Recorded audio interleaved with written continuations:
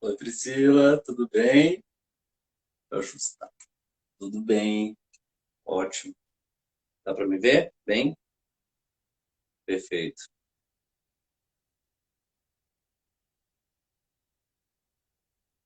Então, boa noite a todos. Estamos aqui, que estão aqui assistindo a quinta live e hoje nós teremos um tema muito relevante que foi modificado. E quem vai explicar essa modificação é o nosso amigo John Cage. Primeiro, eu quero agradecer muito, agradecer a presença de todos vocês aqui e também pela ajuda nas divulgações da live, que é muito importante, pois a divulgação da temática, da pauta sobre a pessoa com deficiência e também pessoas que têm doenças raras é um público que precisa ser mais visibilizado, pois estamos aqui hoje e queremos também aproveitar para anunciar o quê? Que eu sou coordenadora da Frente de Pré-Candidatos dos Estados Federais, das pessoas que defendem a causa da pessoa com deficiência e também pessoas com doenças raras. Mas para deixar claro, eu não sou coordenadora sozinha. Estou em parceria juntamente com o John Cage e também uma outra mulher chamada Flávia Perronato. Nós três formamos a coordenação e estamos aqui para ajudar, para fazer a representação de cada estado. Com qual objetivo? Qual o objetivo dessa ajuda? Porque nós queremos articular com outros estados, pensando em ajudar futuramente a defender o direito de todas as pessoas com deficiência e também os direitos das pessoas que têm doenças raras. É uma das nossas lutas, não importa se hoje nós somos pré-candidatos ou amanhã poderemos não ser pré-candidatos mais. O que mais importa é que nós tenhamos compromisso com a pauta e o objetivo que Deus nos deu neste momento. Então, gostaria de convidar vocês a nos darem esse apoio, a divulgar as nossas lives, que tem ao total de 28. Então, vai ter uma sequência muito boa, juntamente com todos vocês. Nós aprendemos e vocês também aprendem juntamente conosco.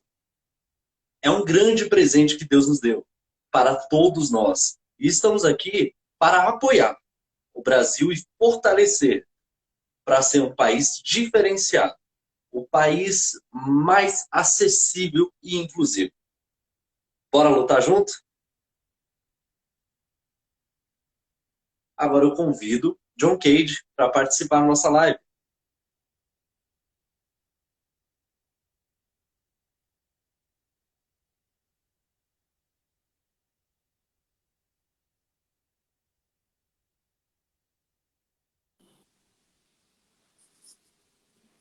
Boa noite a todos, tudo bem? Muito prazer.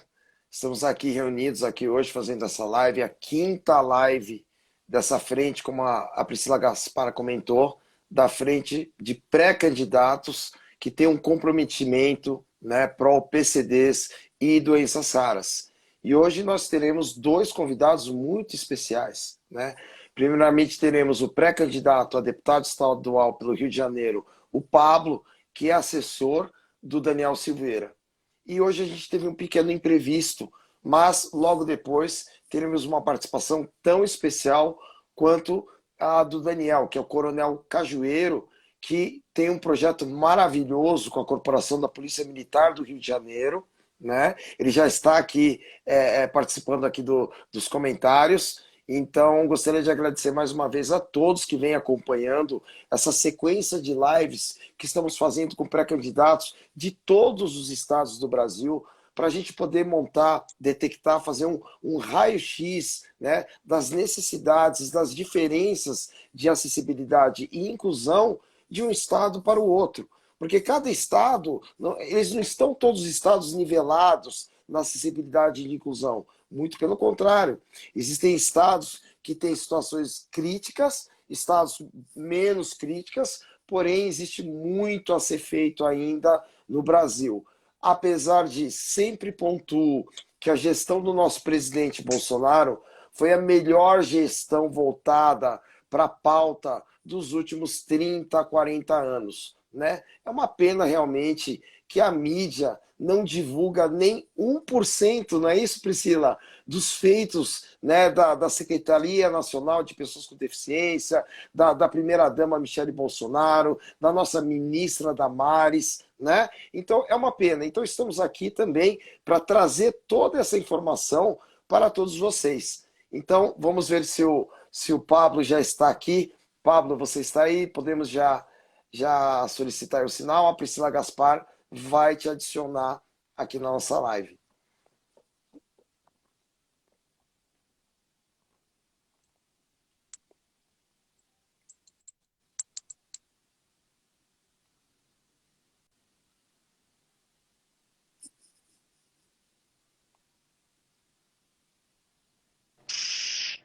Grande Pablo! Boa noite, meu querido! Boa Tudo noite, bem? tudo bem? Joia?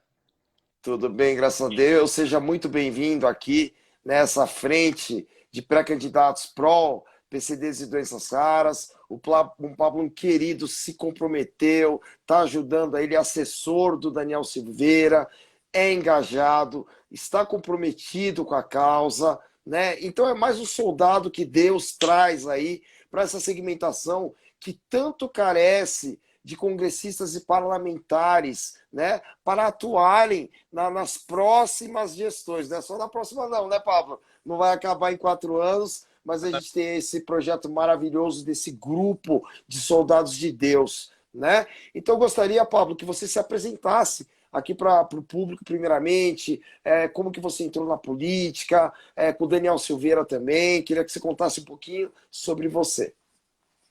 Então, eu já trabalho, né, na área da saúde, antes, né, de entrar para a vida pública, e aí eu vim através do Daniel, que se formou deputado federal, né, veio deputado federal, e eu vim com ele nesse projeto, e aí dentro disso, eu aprendendo sobre a política, e sempre tentei aproximar a saúde e como a política influenciava dentro da saúde.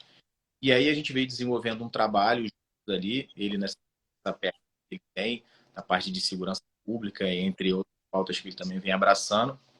E no finalzinho, assim, eu estar mais, né, vindo candidato para poder ser mais uma base, né, ser mais uma ponta ali para poder ajudar. E assim, eu no meu percurso, né, assim, eu fui pai nesse tempo, e aí meu filho veio autista, né? Olha. Eu entendi que mais do que tá, que eu tive é uma missão, né? Uma missão da gente poder apoiar essa causa. E, cara, eu me sinto muito feliz de estar podendo fazer parte desse grupo e gostaria de parabenizar a Priscila pelo trabalho. Cara, sensacional o seu trabalho, Priscila, parabéns. E obrigado por deixar a gente fazer parte disso. Eu estou aqui para poder somar, estou aqui para poder ajudar e pode ter certeza que o comprometimento vai ser total, porque entendi que, cara, o meu projeto de vida é esse, é poder ajudar. E quando você pode ajudar pessoas especiais, crianças, que têm um espectro autista, cara, para mim, assim, foi um desenvolvimento muito grande por alguns períodos, né?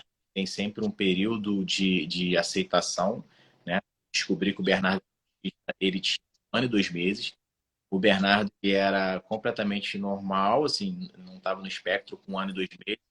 Ele tomou, né, a tríplice viral, ele desenvolveu isso. Eu sei o que autismo é uma predisposição genética, né? A gente tem esse evento, uma predisposição genética que é desencadeado por alguma coisa.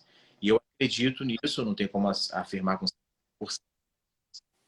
Uma semana depois que meu filho tinha tomado a vacina, ele era uma outra criança, não respondia, não olhava nos olhos eu senti uma diferença muito grande. E aí comecei. A mãe, ela entendeu primeiro, né? Passou pelo período de aceitação primeiro, enquanto eu achava que não, até os 2 anos, que geralmente fecha o diagnóstico, ele não vai ser diagnosticado com autismo, acho que ele vai ter o tempo dele para desenvolver. E aí, acho que anos que ele era autista, era severo. Como a mãe já estava muito sobre isso, que ela faz a parte de nutrição voltada para isso, trocou a alimentação dele, e aí ele já houve uma mudança no espectro. E aí, e aí a gente foi se envolvendo muito com isso. E aí eu fui descobrindo milhões de pessoas que falam milhões. Eu costumo, né? Tá, tá, tá Desculpa, cortando. desculpa, Pablo. Tá, Isso que eu ia falar, tá tá cortando um cortando. Não sei pouquinho. se é só para mim ou Para se é mim para todo também, tá mundo. cortando um pouquinho. Você tá falando, dá um corte. Se você tiver algum fone com calma, pode pegar. Você pode ir com calma, Pablo, sem pressa. Não tem, sabe por quê? Eu estou em uma reunião, e aí eu falei, Ah, tá. a live aqui, e vou voltar. Eu estou no É que, Wi-Fi do aqui. é que tá cortando um pouquinho realmente, mas se você ficar mais próximo, eu acho que aí corta menos. Vou tentar posicionar aqui, você vê se Aí, vai melhorar. bem melhor. Tá bom. Tá. Então, assim, eu descobri, né, que existem milhares de famílias que passam por isso. Eu não tinha eu ainda não tinha esse entendimento e comecei a mergulhar né, na vida das pessoas e ver o que acontece. Então, eu costumo dizer assim, que não é uma questão de você cuidar apenas da criança que tem autismo ou que tem qualquer outro tipo de deficiência. Você tem que cuidar da família, porque geralmente a família vai desfragmentando e muitas das vezes acaba sobrando mais para a mulher, para a mãe, do que para o pai. E aí a gente observa que se a gente não tem, a gente existe uma legislação que não é cumprida. A gente tem que ter nosso poder fiscalizador em cima disso. Além de a gente ter umas novas propostas, assim, tirar aquelas que estão obsoletas. Pode Priscila vai falar. falar. Desculpa. Desculpa cortar o Pablo, mas eu queria saber qual a sua opinião, da sua opinião, se hoje temos muitas famílias com filhos com qualquer tipo de deficiência, a maioria das famílias, elas têm pai que até abandonam, né? Abandonam as famílias. Qual a sua opinião sobre, com essa visão sobre isso? Olha, eu acho muito, muito, muito ruim, né? Muito chato, mas eu entendo que a gente tem que trabalhar, que muitas das pessoas elas não sabem lidar com isso. Elas não entendem o que está acontecendo. Tá? Eu não tô, de maneira nenhuma estou justificando que o pai Sim, abandone.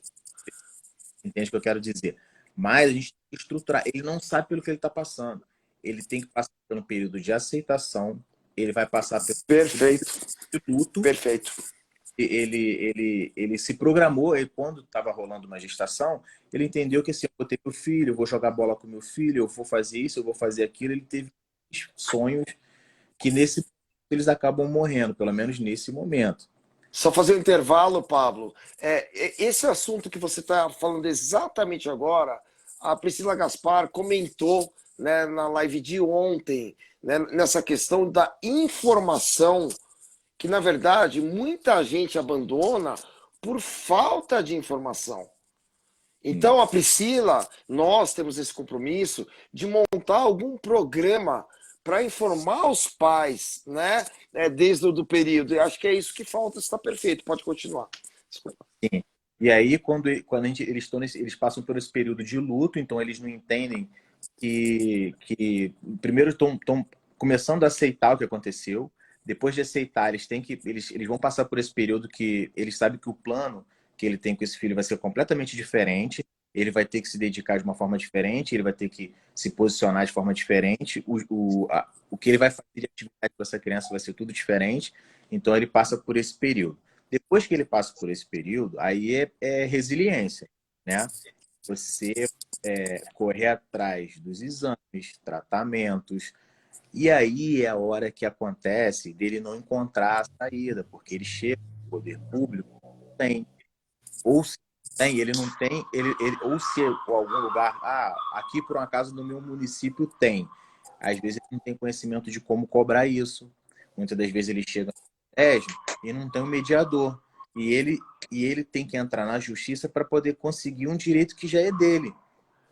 Então, assim, Aliás, você já sabia, quando você soube quais eram as políticas públicas, quais eram as leis? Você tinha alguma noção quando você e sua esposa descobriram? Ou era zero de conhecimento em relação a esse universo? zero, zero. Zero. Tem 5 anos, 6 anos para cá que eu comecei a me inteirar. E aí, assim, vi que existe um mundo, né? Um mundo por trás disso. E o Bernardo costuma dizer que, sim, ele veio para me ensinar muita coisa, né? E uma das Isso. coisas que ele está me ensinando é justamente... eu sempre gostei de ajudar. Até antes de ser pai, eu já tinha esse perfil. Então, todo mundo que me conhece sabe que sempre quando eu tive oportunidade, eu queria somar na vida das pessoas. E aí, muitas das vezes, eu não sabia nem como. Assim, nem sempre a gente ia dando dinheiro, nem sempre a gente só conversando. E aí, quando o Bernardo veio, eu falei, cara, tá aí. É isso que eu preciso, né? Para poder fazer aquilo que eu gosto e que eu acho que as pessoas precisam. Então, ele veio para me ensinar e me abrir essa porta, essa janela de oportunidade. Cara, eu sou muito grato por isso, porque, assim, é uma coisa que não tem preço você fazer isso, né? Uhum. Então, aí Isso.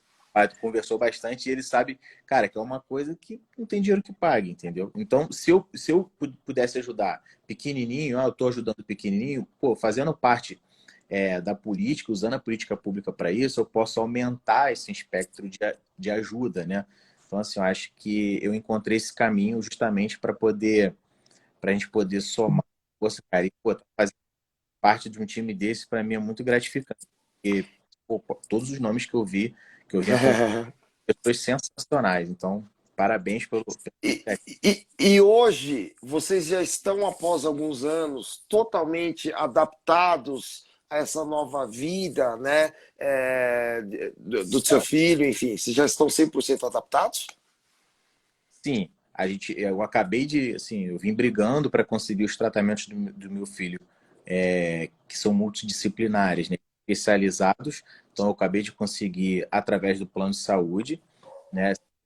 Uma dificuldade muito grande, porque a gente sabe que o custo para poder fazer esse tratamento é muito caro, ele é muito alto e tem essa deficiência pela parte do poder público, né? Então, Uhum. assim, a gente sabe que existe esforço gigantesco, principalmente no governo federal. Eu tenho consciência disso. Mas a gente precisa brigar nos governos estaduais para que isso chegue lá na ponta.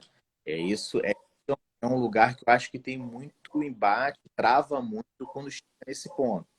Então, assim, eu que trabalhei no governo federal, eu entendo como funciona isso e eu sei que houve muitas iniciativas. Só que quando chega nos estados, elas são muitas das vezes bloqueadas. Eu também tenho essa consciência. Então, a gente está aí para isso. A gente somar, seguir essas diretrizes desse grupo que eu vi que é completamente diferente de tudo que a gente já viu até hoje. Isso. Uhum. Eu tenho E aí, assim, cara, fazer parte disso. E eu falo para vocês, eu acho que a gente iniciou um trabalho que daqui a pouco está chegando nos prefeitos e vereadores. Isso vai chegar lá na ponta, o pessoal já está começando a entender. Depois Sim. que eu comecei a trabalhar com esse grupo, eu observei que muitos que estão lá na ponta, às vezes não tem nem muito conhecimento sobre a causa, mas já tem um interesse, uma força de vontade muito grande. Então, acho mais do que a gente pegar um cara que tem toda uma estrutura, mas não quer fazer, eu prefiro pegar um cara que tem muita vontade de fazer e tem pouca estrutura. E aí a gente vai orientando esse cara e conduzindo ele para que ele possa também entrar na vida pública dele, mas dentro de uma bandeira que a gente sabe que é louvável. Tá. Se você puder falar um pouquinho, não sei se você tem um conhecimento, né? Recentemente, eu e a Priscila, nós vimos que o Daniel, ele protocolou alguma PL, algum requerimento em relação a espectro autistas. Você tem esse conhecimento dessa PL? Então, ele aprovou um projeto, né? O projeto ele trata sobre Acho que a Priscila quer falar um pouquinho. O PL número 13138/2021. Mas antes de vocês falarem, eu gostaria de complementar uma questão. para o público estão assistindo a nossa live, né? Olha só, para quem mora no Rio de Janeiro, eu peço para que vocês sigam o Instagram do Pablo, para que possa, nas próximas semanas, verem e acompanhar o trabalho dele, verem o desenvolvimento a partir dessa live, desse segundo semestre, que é muito interessante vocês conhecerem a pauta do autismo. Ele também vai fazer uma defesa, né, com outros grupos, vai fazer parcerias com outras pessoas, com grupos de deficiência e doenças raras. Eu peço para que vocês sigam ele no Instagram dele. Mas agora, Pablo, pode voltar à sua fala. Falando sobre a PL 148/2021. Que o Daniel fez, bateu a mão na mesa e fez tudo acontecer. É isso aí.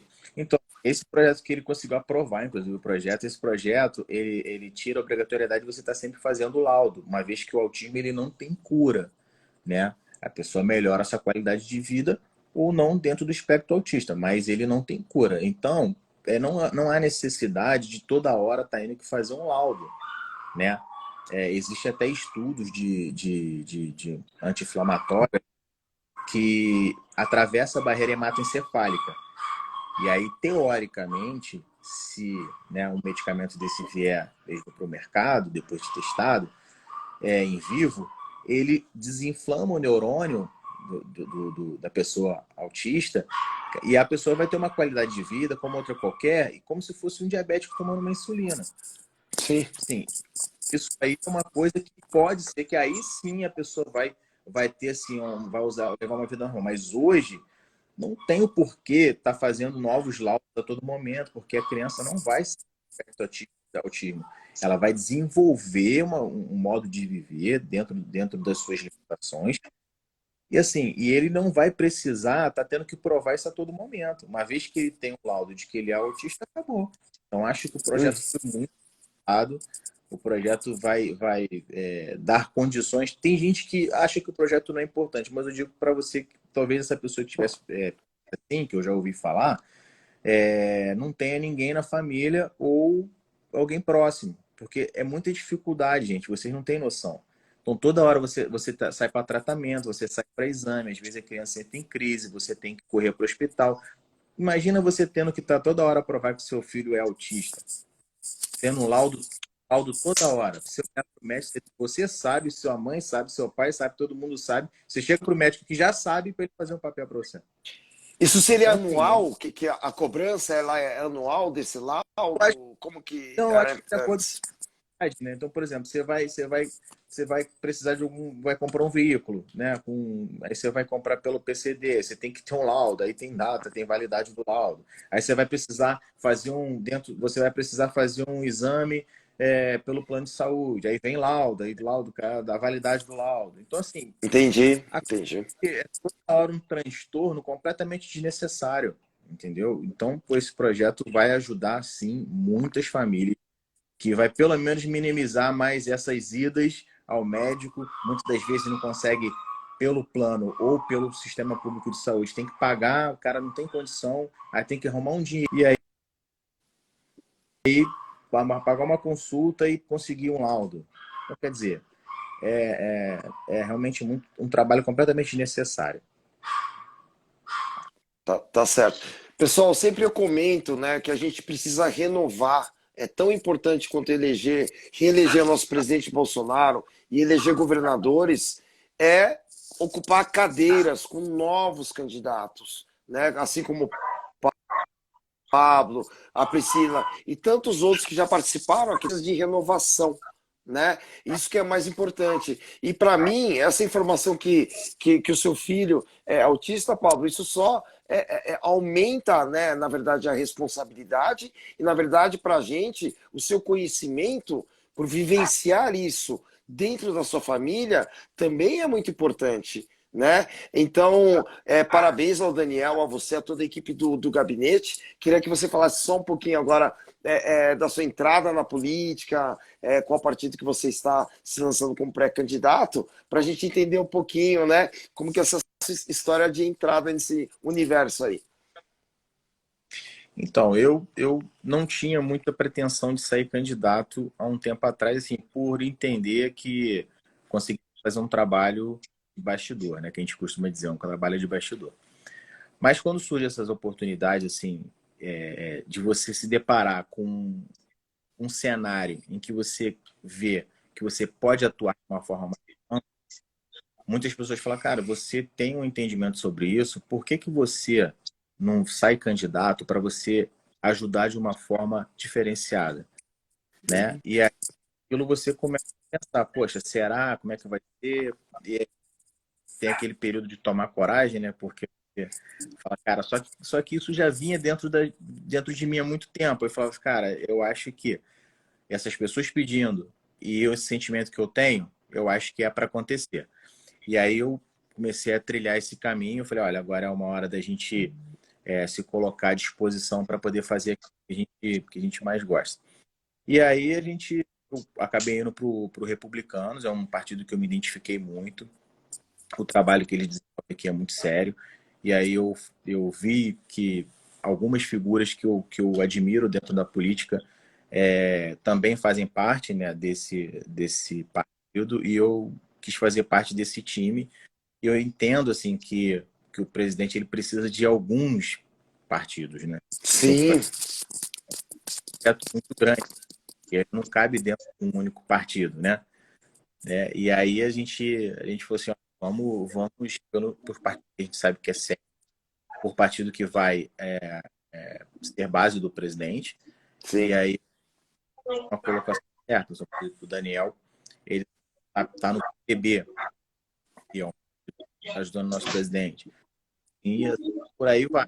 Então, eu acho que a escolha do partido foi por se identificar mesmo com o partido. Eu vi pessoas que são muito próximas do presidente, que são bases fiéis do presidente, eu venho observando que estão no partido. O Nossa, Tarcísio é um. Tarcísio. a nossa ministra é outra, então eu acho que ali já ficou mais do que claro de que o partido é um partido base e a gente está aí para poder fazer mesmo o nosso. Eu te confesso que se o presidente não ganha, eu já estava com um plano para tentar sair do país, porque ia ficar muito Sim. complicado. E até você ver a questão dos tratamentos que são lá fora, né, para autista é outro nível. Eu acho que a gente tem que buscar isso. Então, é mais uma oportunidade de a gente poder estar trazendo qualidade para as pessoas que estão necessitando muito. E aí, minha trajetória para vir para o mundo político é esse. Eu trabalhava no setor privado antes, já na área da saúde, e aí trabalhei com a política, entendi mais o que é a política, e hoje eu faço esse paralelo da parte dessa entrega da saúde, né, para as pessoas, a qualidade de vida das pessoas com a política. E aí a minha opção de vir para a política foi para poder conseguir viabilizar isso para as pessoas, qualidade de vida. Tá ok. Para quem não sabe, o Pablo vai participar de uma outra live juntamente com uma pré-candidata a deputada federal, né? Já está agendado. Ele vai explicar que teve um imprevisto. Eu falei com o Daniel Silveira agora há pouco, um pouquinho antes da live. Ele está dentro lá da Câmara dos Deputados em sessão de votação. Então a gente achou melhor, né? Até a gente remarcar uma nova data. Ele está super à disposição. Então eu queria que você passasse para o telespectador qual foi o imprevisto aí. Tá bom, Pablo? E a gente agradece. Ele está agora em votação e está tendo os vetos presidenciais. Então, ordem do nosso capitão, ele está lá como um grande guerreiro que sempre foi da base do nosso presidente, está lá nas votações desses vetos que são importantes. Então, ele queria muito estar hoje presente aqui, mas ele reafirmou o compromisso com a gente de estar aqui numa próxima live.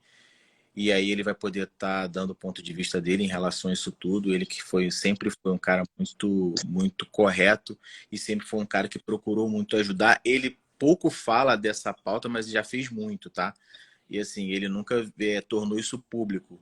Mas eu acho que ele vai ter oportunidade com esse grupo aqui, que é uma pauta voltada completamente para isso. Ele vai poder falar um pouquinho mais do que ele já fez, que ele já fez muito no anônimo, sem explorar isso. E eu acho que Uhum. ele tem de fato explorar isso. Muitas coisas que eu fiz eu não consegui catalogar também. São coisas que eu poderia Tá. estar jogando na de hoje, mas infelizmente eu acabei não registrando esses momentos que a gente fica tão emocionado ali quando a gente está fazendo aquilo, à vontade e às vezes a gente esquece de alguns detalhes para poder, e que eu não sabia nem que eu ia usar isso lá na frente. Mas aí hoje eu estou tentando registrar mais isso para a gente poder trazer e mostrar um pouco mais do nosso trabalho. Mas ele está lá nessa missão e assim que ele tiver a oportunidade vai marcar uma outra data e ele vai poder estar com a gente aqui. Sim, sim. Só para encerrar, antes de chamar o Coronel Cajueiro, a gente sempre faz o sinal aqui de inclusão dos surdos, né? Que a gente tira o print aí. Né? Tirem alguém e tira uma foto aí, né? Então é isso daí. Obrigado, Pablo, por tudo. Sinal do eu te amo, né? Sinal do eu te amo.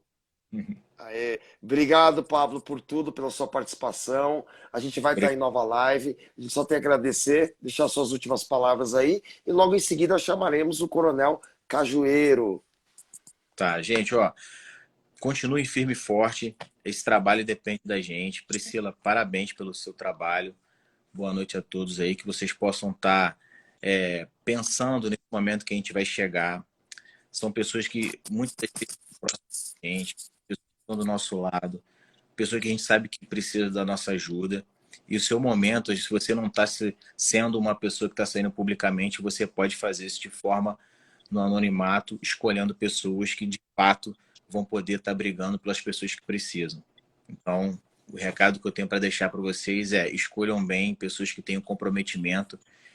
Essas duas feras aí que estão no cenário aí, estão fazendo isso sem ganhar nada com isso, estão fazendo isso por amor, pelo coração, e estão entendendo também que na vida pública eles podem fazer mais daquilo que eles fazem sempre. Então, esse é o meu recado para vocês. Um grande abraço, boa noite, boa live aí. Vamos seguir aí o Pablo, pessoal. Vamos seguir. Deus no comando, Bolsonaro reeleito. Obrigado, Pablo. Nossa. Vamos agora chamar o Coronel Cajueiro. É só você apertar aí, Pablo. Isso. Coronel Cajueiro, puder adicionar, Priscila. Eu gostaria de avisar, só um minutinho, João, eu gostaria de avisar povos que estão reclamando que eu estou quieta hoje. Sim, vocês sabem que tem a primeira, segunda, terceira, quarta, que eu falei muito. Então hoje eu estou dando a oportunidade para o João poder falar, para ele poder falar mais. Então vamos deixar ele falar. Calma, povo. Agora vamos chamar nosso segundo convidado, Coronel Cajueiro.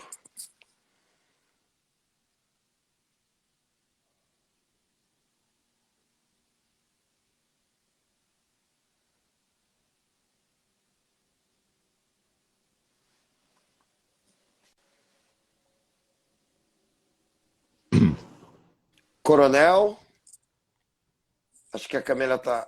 Coronel Cajueiro, boa noite, que tudo honra! Boa noite, Coronel. Obrigado aí, inclusive pela continência, cumprimento militar aí que fizeram.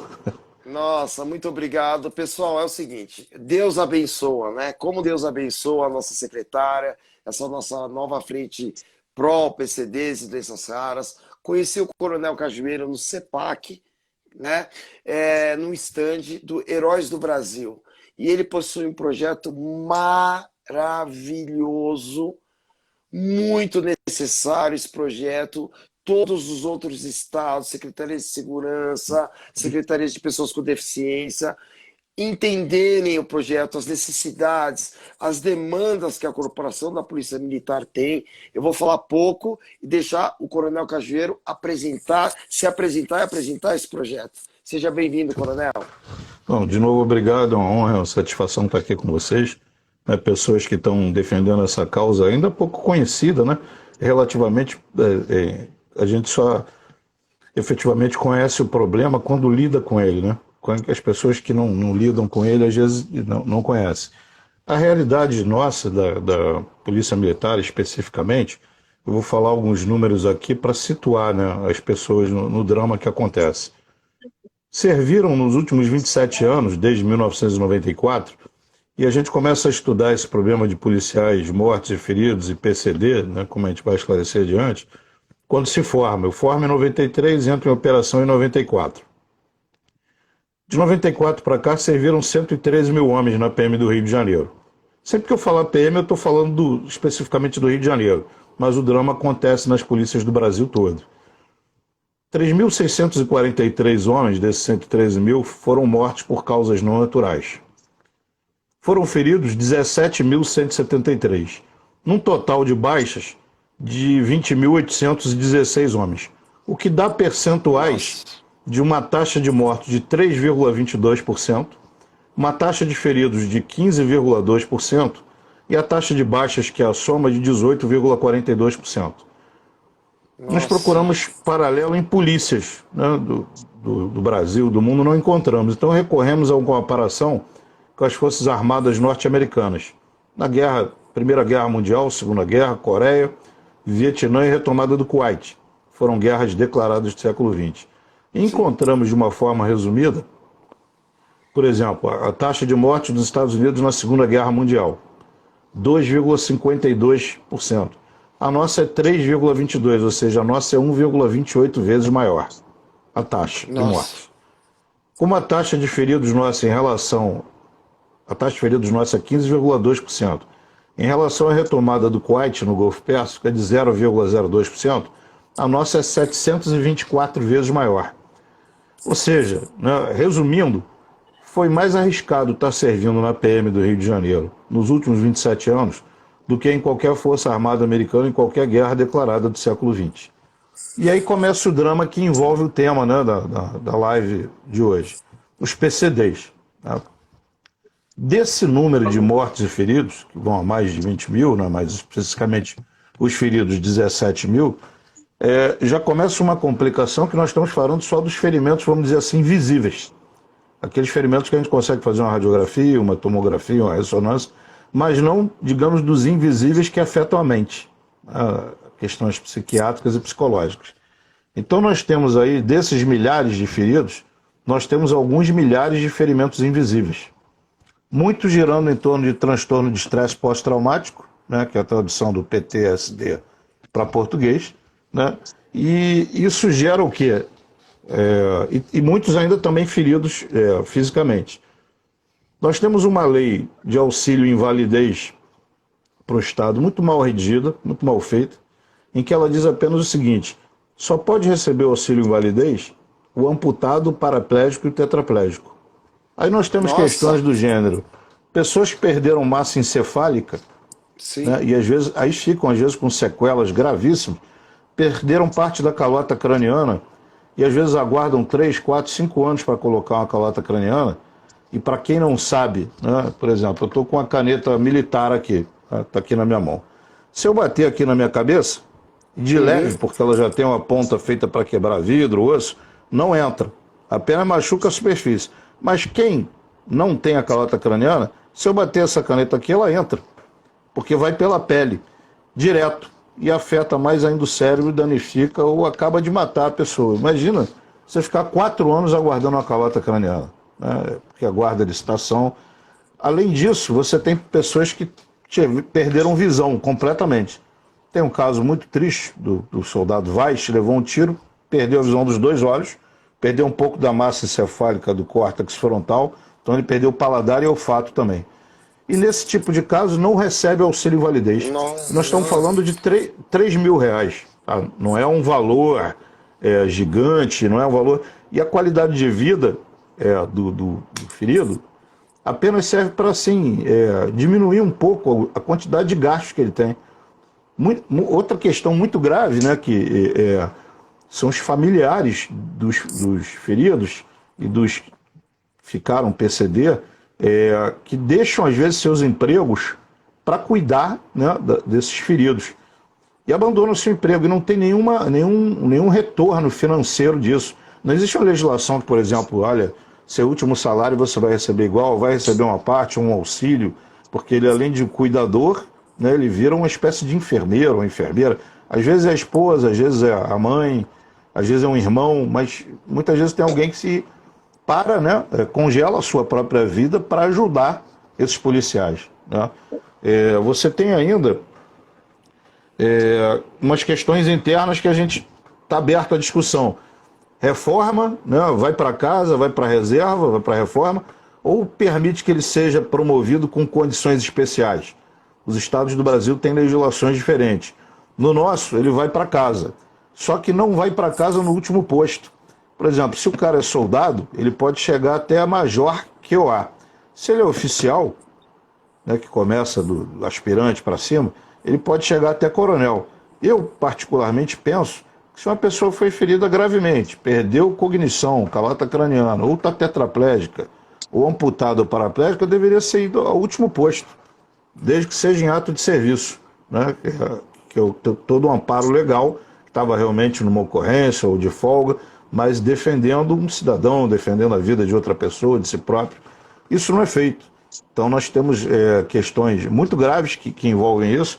Nós pesquisamos muita legislação nos Estados Unidos, na Europa, em Israel, que são países mais avançados, que tratam relativamente bem essa questão, embora esse problema dos ferimentos invisíveis e das sequelas que às vezes deixam, né, o militar, o policial ferido e se torna PCD. Então, isso até lá fora a gente tem visto, pelo que tem pesquisado, né, até podem me esclarecer, que eu vejo que são pessoas que estudam até mais a fundo, bem mais a fundo que eu isso, a questão de como é que isso é tratado no exterior. Porque eu vi muita dificuldade dos militares em enquadrarem, porque você não tem um exame clássico.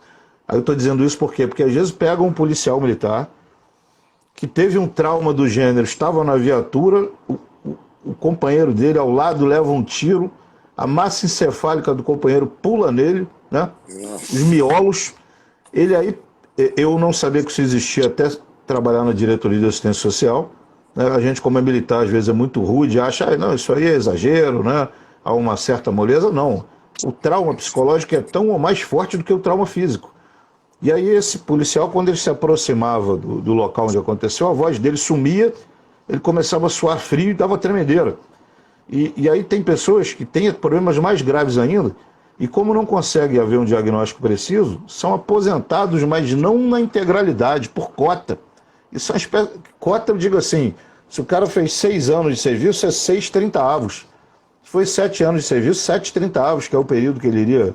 Então, assim, a gente considera isso alguma coisa muito errado e muita dificuldade de legislação que proteja o policial. Ah, mas às vezes a gente ouve, está enrolando, né? Está inventando problema. Não, mas é visível, né? E especialistas conseguem detectar isso, né? Além disso, nós temos a possibilidade de continuar a trabalhar, que a gente encontra em outros estados, né? Aquele que se voluntariam. Não digo na atividade fim, embora alguns estejam mutilados fisicamente, mas a integridade do espírito, né, e a vontade, a vibração, o ânimo é tão grande que gostaria até de voltar a patrulhar. A gente encontra policiais que, cadeirantes, amputados, né, tetraplégicos, paraplégicos, não, se eu pudesse eu gostaria de voltar a uma viatura, voltar ao combate, e vibram, e quando a gente às vezes faz jogos de airsoft, né, para ajudar e tal, e as pessoas aí vibram, participam do centro de operações, e ainda tem as outras questões análogas, são os filhos PCD dos policiais. Muitas vezes a gente afeta a nossa família, levando, ou mesmo assim, aqueles que têm mais sensibilidade, né? Sentem o peso que a gente carrega de responsabilidade, de emoção, da dificuldade, e gera traumas na família, e às vezes há dificuldade de tratar isso, né? A gente tem legislações novas que amparam, mas nem sempre isso é cumprido por facilidade, por falta até de conhecimento.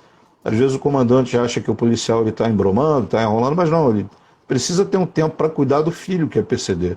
Não é uma redução de carga horária, e às vezes isso não é feito de uma forma sim, fácil, né?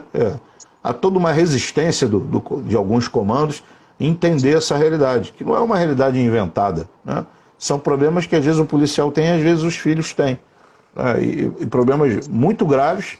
Eu estou falando aqui de uma forma muito rápida, porque eu não sei exatamente o tempo que tem na live, mas, e sim, se eu também ficar falando direto, sou capaz de ficar, né, entrando em detalhes, em pormenores, né? Claro. Mas assim, a gente montou para ajudar a debelar isso, né, ou mitigar, uma associação chamada Associação Beneficente Heróis do Rio de Janeiro, que é através de doações. Esse caso que eu citei, por exemplo, do Vaz, conseguimos com doações comprar um óculos de alta tecnologia que leia em 3 idiomas, então ele consegue ler livros, né? Ele tem um óculos que tem aqui do lado um pequeno alto-falante. Diga. É de um amigo nosso esse óculos aí, que esse scanner é de Israel, né?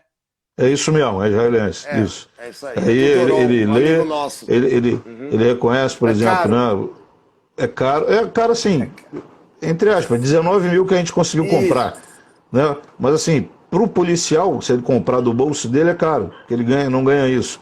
Mas para o Estado não seria nada. Mas se o Estado for comprar, vai demorar 4, 5 anos, talvez não compre, eu compre o produto mais tabajara, né? E aí acaba não atendendo.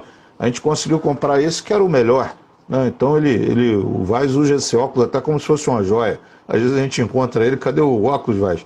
Não, tá em casa, tá seguro, lá tá protegido, né? É o Orkan. Orkan que chama. Exatamente, Orkan, esse que é a é o marca nome do dele. óculos. Isso, ele reconhece fisionomia. Pois A não, Priscila quer falar um pouco. pois não. Gostaria de complementar que no ano de 2019 eu recebi uma equipe que trabalhou no Exército, trabalhava no Exército Brasileiro, solicitando para ser feito, escrito um projeto de acessibilidade para colocar pessoas com deficiência para trabalharem na área administrativa militar. Porque hoje as pessoas trabalham dentro do Serviço Militar Brasileiro e começam a entender que é possível, sim, incluir pessoas com deficiência dentro do Serviço Militar. O que precisamos tentar difundir, espalhar, amplificar a consciência sobre isso. De que existem vários locais, como as próprias delegacias, os próprios comandos, o exército mesmo. Existem vários locais que as pessoas podem entender que podem sim colocar pessoas com deficiência, podem continuar trabalhando de outra forma. Porque, por exemplo, esse exemplo, existem muitos policiais que já estão acostumados e falam assim, não, eu sou perfeito, eu estou completo, eu estou pronto para defender o cidadão, o povo. Eu estou treinado para isso. De repente, ele sofre aquela avaria e se torna uma pessoa com deficiência. E ele do nada é retirado, é jogado. Bom, não pode. Nós precisamos pensar em um projeto e tentar convidar e trazer essas pessoas que foram policiais para poderem continuar a estar trabalhando de outra forma, dentro do mesmo local. Dar valor, dar a importância que os policiais merecem, porque eles já foram treinados para salvar a vida das pessoas, dos cidadãos. Da mesma forma que o senhor falou, o salário é um absurdo. É preciso pensar, fazer um projeto de lei para que aumente. É preciso conversar com comissões, grupos, novos grupos, assim como também para os pré-candidatos, para eles poderem pensar e criar projetos de lei para cada estado, para que seja fortalecida essa pauta, para poder ser apoiada, que a Polícia Militar do Estado seja apoiada.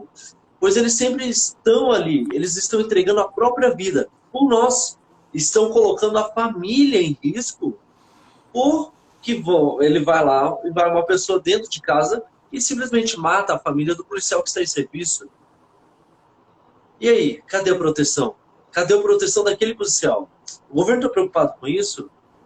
O governo estadual está preocupado com isso? Está dando valor, já importância? Bom, essa é uma responsabilidade do governo estadual. E nós estamos aqui para pensar também no futuro de cada policial. Bom, de verdade, eu quero parabenizar pela coragem de cada um que estão nas ruas defendendo o povo, que estão dando a vida, estão se colocando em risco. Eu honro pela coragem, pelo trabalho que estão fazendo nas ruas, enfrentando os ladrões corruptos. Nós precisamos discutir sobre isso. Discutir sobre a importância do uso de armas, por exemplo. Pois muita gente reclama. Arma é só para bandido. E nós? E nós que precisamos nos proteger. Nós precisamos também usar uma arma. Ah, não, não, mas as pessoas normais não podem usar arma. Bom, esse tema é muito, muito, muito polêmico. E está acontecendo já há anos, já desde o começo da gestão Bolsonaro, já como pré-candidato à presidência no ano 2018, ele já tentou fazer esse projeto de lei, angariar esse projeto de lei no Congresso e foi reprovado. Por quê? Por que isso aconteceu? Hoje, no ano de 2022, nós estamos dando razão, mais uma vez, ao nosso presidente Bolsonaro sobre a importância disso. O que nós estamos vivendo, nós vivemos em risco, nós vivemos em risco nas ruas, sofremos assaltos. Eu, por exemplo, fui assaltada aqui perto, próximo do ponto de ônibus aqui próximo. E eu não tive como me defender, simplesmente parou com uma moto, estava na minha frente, e o cara simplesmente apontou a arma para mim, pediu tudo que eu tinha. Eu falei, não, eu sou surdo, não escuto. O homem estava usando capacete, ele estava conversando comigo, eu não sabia o que estava acontecendo. Eu falei, ei, eu sou surda. Nossa. E ele apontou para o meu tênis, simplesmente apontou para o meu tênis, e eu estava chovendo, eu estava sozinha no ponto de ônibus, e eu pensei, eu vou entregar meu tênis, porque a minha vida vale muito mais do que um par de tênis. Eu vou entregar. Entendem? Hoje, o Facebook, o Instagram, tem muito, muito a mostrar sobre vídeos, e tem muitas pessoas dentro dos próprios carros que se defendem de bandidos que estão do lado de fora. O que aconteceu? A pessoa simplesmente atirou. E o que acontece com essa pessoa? Ela vai presa por se defender. Não existe uma lei para a própria defesa. Como que fica o povo? Nós precisamos discutir mais sobre esse assunto. A defesa do povo, para que tenha uma lei para isso. Muitos bandidos matam pessoas, vão presos e ficam 3 anos simplesmente comportadinhos, quietinhos, assistindo tudo aquilo e são libertados. Depois de 3 longos anos. E nós? E o nosso trauma? E o nosso psicológico? Nós não temos o apoio psicológico. Nós não temos. Como é feito isso? E se ele tivesse atirado em nós?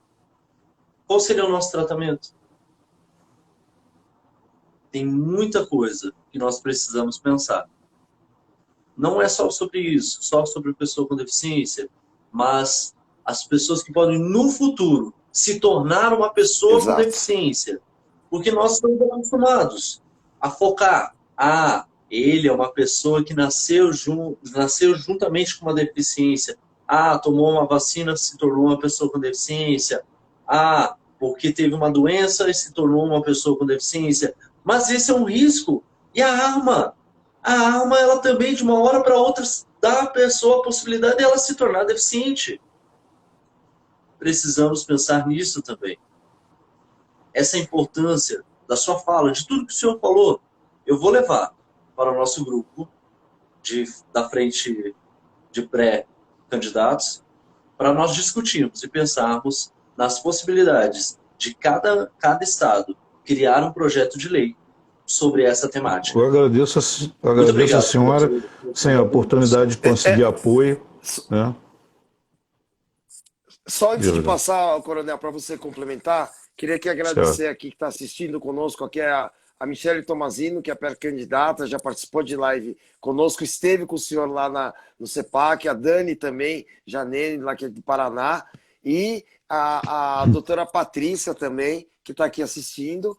E então, assim, só para retomar, né, o ponto que o senhor comenta é muita informação. Vou pedir para o senhor a gente fazer uma nova live com o pessoal dos Heróis do Brasil novamente, para passar com detalhes as informações, né? Mas o senhor comentou, as políticas de cada estado são diferentes. E lá no CEPAC, Eu vejo o projeto de vocês, do Heróis do Brasil, como um projeto modelo que precisamos sim ajudar a aperfeiçoar, chegar no nível máximo aí de perfeição, para daí montarmos o projeto piloto. Foi isso que a gente conversou, né, Foi. Coronel Cajueiro? Para a partir daí Isso. nós nos comprometemos a levar esse modelo para outros estados. Então, a primeira pergunta: o senhor tem essas políticas públicas em relação a essa pauta da Polícia Militar, segurança dos outros países para encaminhar para Priscila Gaspar?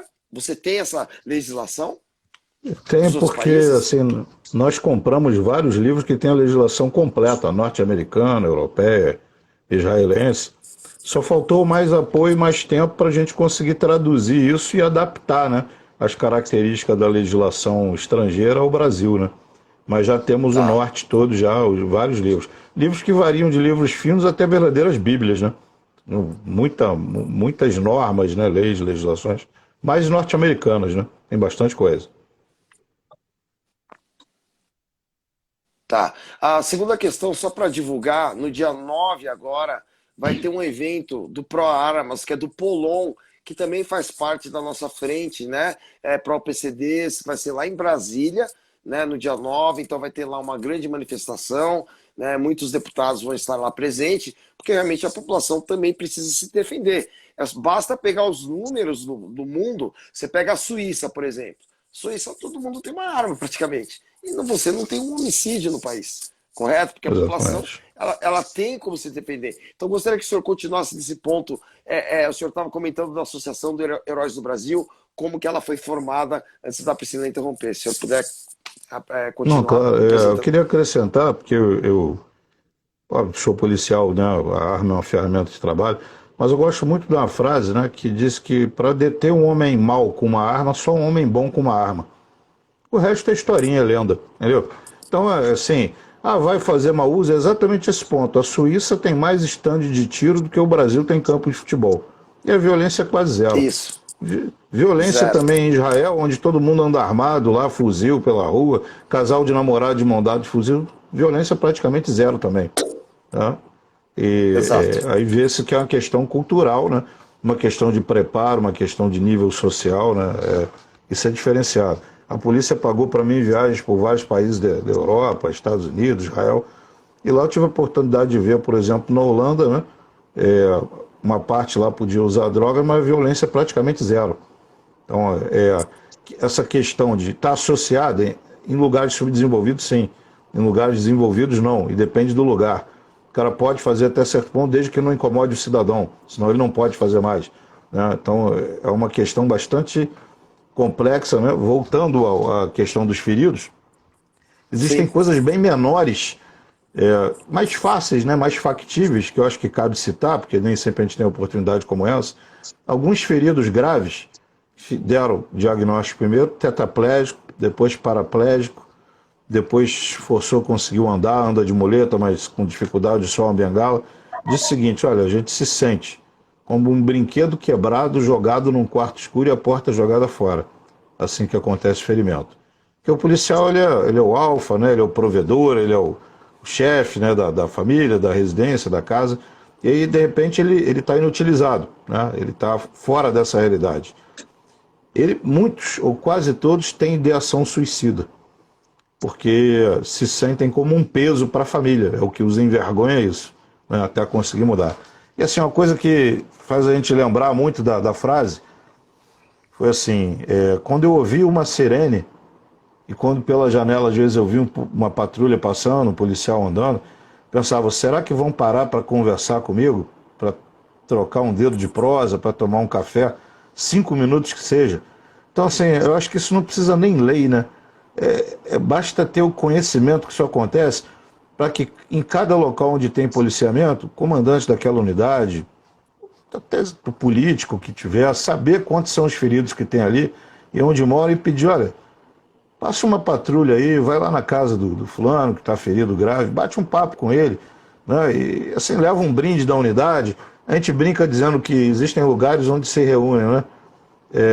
Militares, policiais, pescadores e outros mentirosos, né?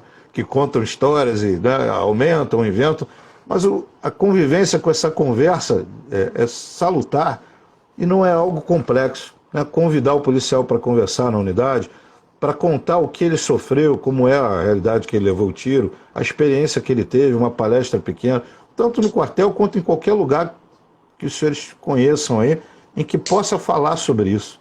E ser aproveitado, né, na parte de comando e controle, na parte de ensino, né, na Sim. parte de palestras, na parte ADM, né? Administrativa.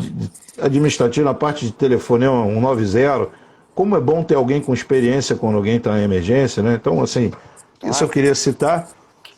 E por último, assim, deixar disponível, né, as redes sociais do Heróis do Rio de Janeiro e as minhas também, Fábio RB Cajueiro, né, para quem quiser entrar em contato. Eu acho fundamental que realmente os senhores ajudem a gente a criar mais legislação sobre isso, a dar mais acessibilidade nos quartéis também, nas delegacias. Quase Isso. nenhum no Rio de Janeiro tem isso, quase nenhum. Parece que a gente, assim, no passado teve problema de não tinha. Começou a entrar os policiais femininos, não tinha nem alojamento, nem banheiro, nem para os policiais femininos. Aí foi se resolvendo isso. Acho que é uma questão da gente criar consciência, cultura, né? E mostrar, olha, aqui tem que ter uma rampa, aqui tem que ter um acesso, né? Para que a pessoa não tenha, né, que ser constrangida de carregar no colo, né? E assim, coisas mecânicas, que não envolvam elevador com energia, que tem manutenção cara. Negócio que seja funcional, né? Acho que basicamente é isso.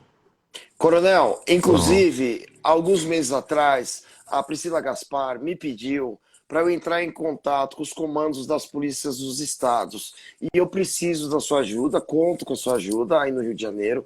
Por quê? Ela quer dar um curso de como você atender PCDs, deficientes auditivos, deficientes visuais, autistas, tanto para a Polícia Militar, os soldados, a corporação, quanto para os bombeiros também é importante. E eu e a Priscila estivemos andando nas ruas do centro de São Paulo. Eu vi lá alguns soldados, eu parei os soldados para conversar com eles e perguntei se eles tinham tido algum tipo de curso para fazer esse tipo de atendimento. E eles falaram que não. Eu falei, Não, não então, se temos. tiver uma pessoa surda, como é que vocês vão atender? Porque é uma emergência. E se tiver uma pessoa autista, vocês sabem atender uma pessoa autista? E se for uma pessoa deficiente visual? Então, a gente tem que. São tantas coisas, coronel. É tão importante todo esse seu conhecimento de todos os heróis do Brasil. E eu dei minha palavra para você, né, coronel, lá no Foi, CEPAC, que poderia foi. contar comigo. Falei com a Major hoje, então o senhor tem a nossa palavra. A gente tem um grupo muito forte, tá, que está comprometido, não só com a pauta de pessoas com deficiência e doenças raras, mas assim, porque vocês são os nossos heróis. Os heróis do Brasil. Realmente o nome que vocês colocaram na associação realmente faz jus, porque para nós, cidadãos comuns, vocês são os nossos heróis. Aquelas pessoas que nós sentimos seguras, que geram a segurança para a gente poder ter uma sociedade que possa viver, né, sem homicídios, sem assaltos, com menos drogas, enfim. Então, coronel, a gente se coloca à disposição. Eu vou marcar um Zoom, inclusive, do senhor com a sua equipe, com todos os membros dessa frente para o Pô, OPCD. agradeço, O senhor, agradeço muito, agradeço. aí, o senhor vai poder entrar em todos os detalhes, vai ser uma live de 2, 3 horas. E aí, sim, vamos ativar esse curso da Priscila Gaspar com os batalhões, inclusive com certificado, tá? De entendimento da acessibilidade, da inclusão, de como atender, né, essa segmentação. Tá bom, coronel? Sim. Tá bom, Pessoal, ótimo. vamos seguir Ótimo. aqui. Passa novamente suas Perfeito. mídias aí, coronel, para o pessoal. Então, aqui é procurar Heróis do Rio de Janeiro, que é o nome da Associação Beneficente, e Fábio RB Cajueiro. Aí as duas acham. Tá? Esse curso é fundamental. Gostei muito da ideia. Eu mesmo passei 30 anos na polícia, fui recentemente para a reserva e nunca Nunca fiz um teve? curso desse. Nunca Olha, teve. Priscila. Entendeu? Eu Nossa. fiz. Então, assim, é mais do que necessário para a gente poder, né, conhecer os detalhes, interagir. A gente não sabe, nunca teve treinamento sobre isso. Como atuar, Então, como agir. já estamos inovando, né, Priscila, nessas nossas lives que têm sido muito produtivas. Peço até a Michele para procurar o comando da polícia do estado do Paraná, ela que está nos assistindo, e se tornou fã aí do Heróis do Brasil também. Eu vou me comprometer a falar com o comando da Polícia Militar aqui do estado de São Paulo, e é dessa maneira, com pessoas proativas, soldados de Deus, né, iremos conseguir cada vez mais ter mais conquistas, não só para os PCDs e doenças raras, como para toda a corporação da Polícia Militar. Então, eu queria agradecer de coração, Coronel, sua participação. Eu sei que foi muito curta, mas acho que foi importante para o público entender que a fronteira, o limite, não é só dos PCDs e doenças raras. Você vai encontrar isso também para ser aplicado dentro de uma corporação da Polícia Militar, dentro do Bombeiros, dentro de uma escola também, principalmente, que essa é uma das missões que nós temos, que é nivelar o nível de ensino e conhecimento dos PCDs, tá certo? Tanto no colégio quanto nas faculdades também.